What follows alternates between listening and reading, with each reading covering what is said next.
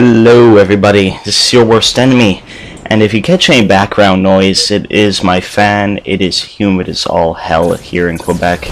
But anyway, I've got some Halo Reach gameplay for you guys while I talk about things completely unrelated to Halo Reach. It's basically just the first game that I went on. I recorded it randomly. There's nothing special here. This is basically how I do in your average game of Big Team Battle Slayer, and I think I did pretty good either way. It's how I usually do when I play Halo, and it's one of the reasons why I'm excited for Halo 4, because I normally do very well when I play Halo, as you can see here. I don't know if it's just the vehicles, maybe it is just the vehicles, maybe I'm not very good with the weapons, but either way I think this is a pretty solid game and I hope you enjoy it. But I'm not here to talk about that. I'm here to talk about what's next for Halo, and what's next of course is Halo 4. Now, when I heard this game was going to come out, I was a bit skeptical because, for one, it's not being made by Bungie. Bungie are the people who've made Halo games since the Halo franchise was created. I mean, how is another company going to sort of take the reins and turn this franchise into something even better than it was before? And of course, Halo Reach had its issues. I mean, I'm not going to deny that Bungie messed up in certain areas. They tried to do something different, which I applaud them for. I mean, they tried to introduce armor abilities, they improved the forge mode, they made more game types, and more interesting game types, and they improved ones that were already there that were sort of just created by the fan base, like races and whatever, and they sort of made it their own, and Halo Reach was still a great game, but it, like I said, it did have its issues.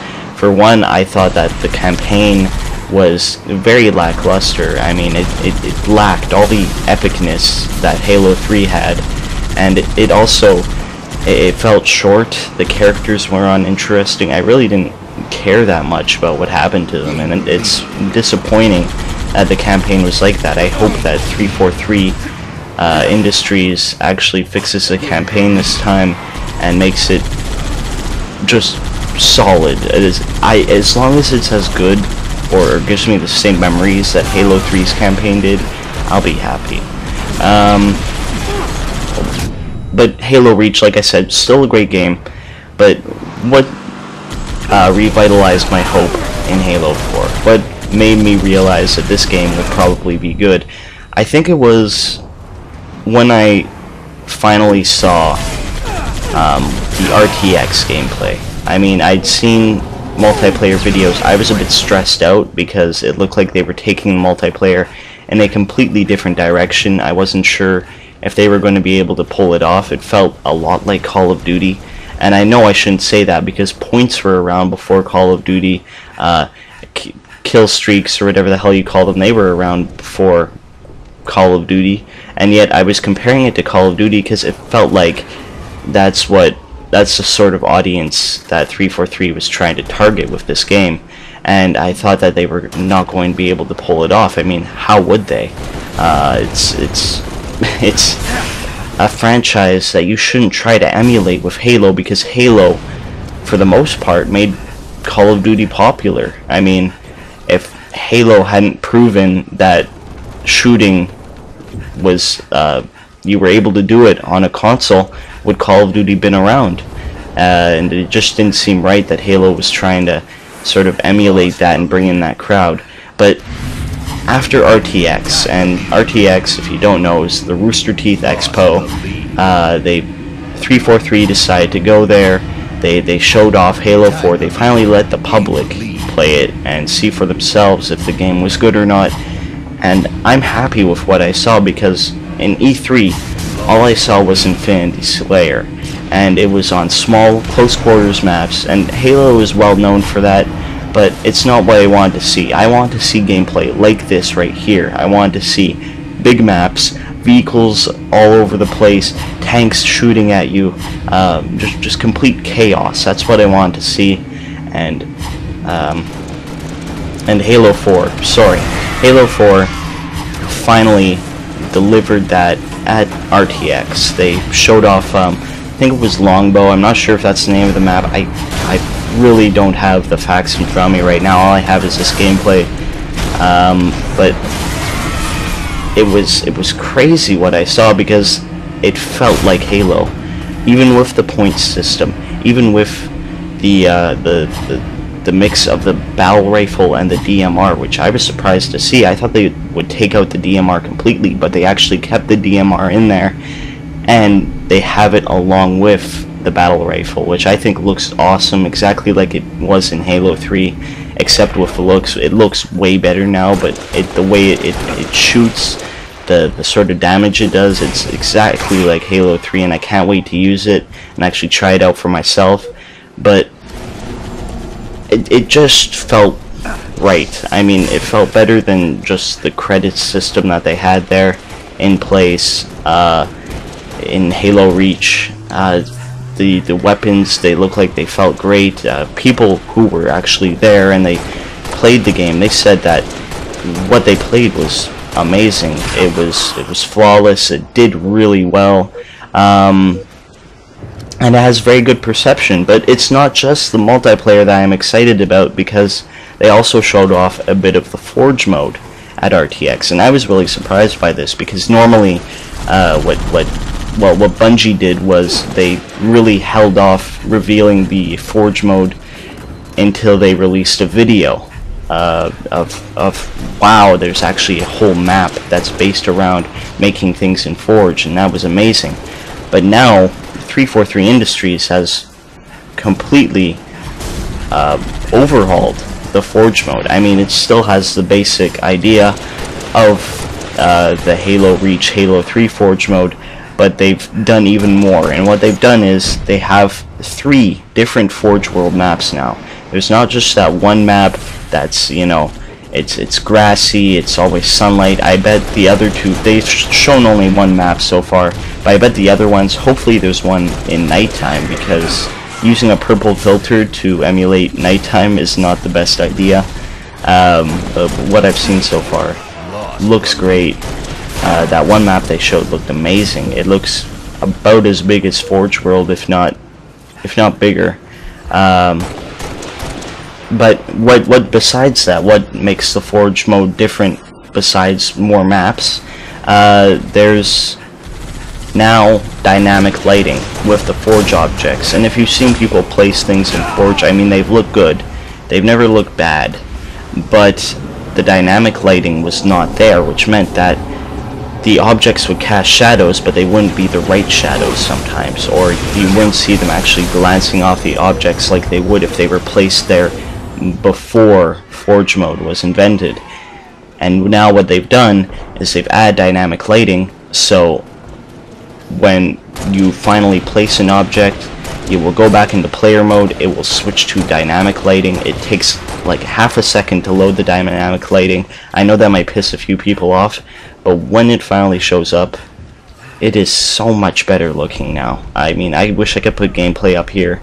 I'm not going to, because I don't want to interrupt the Halo Reach gameplay that's going on right now.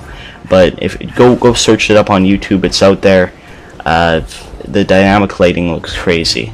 And the other thing that they added was player trait zones, and this is going to be very interesting. I can't wait to see what people do with this, because the player trait zones allow you to actually, like the description says, change the player traits only in that specific area. So if you want to have one single room in your map where people have low gravity and they can jump around all over the place, you can do that, and then when they go outside of that room, all of a sudden gravity is back to normal, and that is going to change gameplay dramatically. You could have Griffball, where one zone makes you jump further, but it's on the edge of the map, so you can get cornered easily. There's just so many different things you could add in now that you're able to change the player traits in certain areas. I mean, you can add areas where people have overshields, and it's sort of like a safe zone. But you can, let's say, only stay in there for 3 seconds, or else you get a suicide medal. But besides the player trait zones and the dynamic lighting, it just looks better. There's more parts, there's more things you can do now in Forge mode, and I can't wait to see everything that they've added in there. But that's basically all I have to say about Halo 4. It looks amazing. I hope that Spartan Ops is better than Firefight. I hope that the campaign is better than Halo Reach's campaign, and I hope it's longer than Halo Reach's campaign. But Halo 4, I'm super excited for it. I'm definitely picking that game up. I'm actually going to pre-order it. And Assassin's Creed 3 is another game that I'm definitely going to buy. But this is about Halo, so I'll skip that for now. What's next? What's going on with my channel? What issues have I had right now with my HD PVR? Well, as you can see right here, the gameplay that I'm showing right now looks great. Looks like HD PVR gameplay, but I've been having a few problems with my HD PVR, and if you go on my channel and you see my sound shapes review, you might notice that there's something off about the colors. There's scan lines, and these scan lines aren't just like regular scan lines. I don't know how to explain them, but it basically looks like the colors are bleeding into each other, and I had no idea what was wrong here, and then I finally figured it out. It turns out that the HD PVR Gaming Edition comes with a component cable. Now this component cable is what you need to attach the HD PVR to your console, and then the HD PVR will connect to your TV, and that's what basically completes the loop so that you can record gameplay.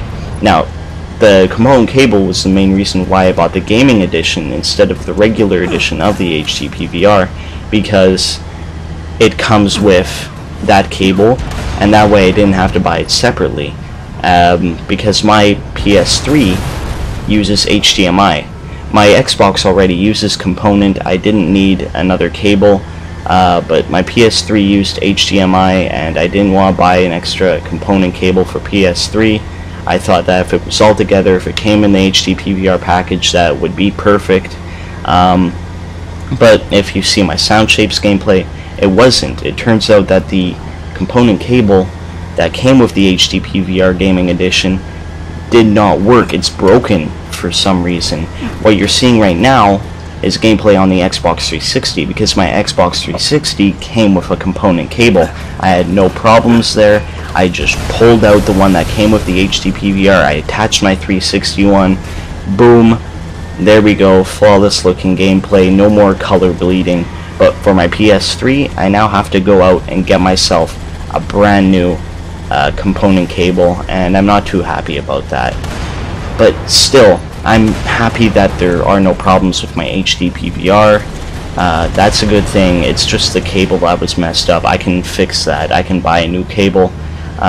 So, I mean, I still think the HD PVR Gaming Edition is a good choice, but be prepared to get a new component cable, maybe. I don't know if this situation has only happened to me, but since it has, I thought I'd get it out there so that people knew that this is an issue, and it can and will happen if you don't know what to do about it. And if you do notice it, don't return your HD PVR. You just need a new component cable. Just watch my Sound Shapes review. You're going to see what the issue was. It's completely apparent from like the first frame. And if you have that issue as well, you'll know what to do about it, and you'll know what you'll need to buy. And I'm sure component cables aren't that expensive. I'd say at most $20, maybe even $5 if you get a really good deal. But yeah, anyway, this gameplay is coming to a close. I'm pretty much done talking. I think I've given out enough information for now. I hope you enjoyed the rest of this Halo Reach gameplay. I hope you enjoyed my commentary as well, and I will see you next time. This is your worst enemy, and stay tuned for more videos every day on my channel.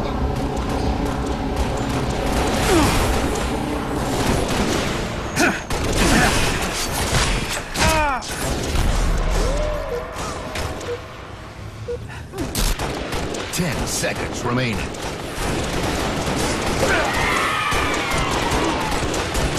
Revenge. Game over. Sorry, bro, not talking to you.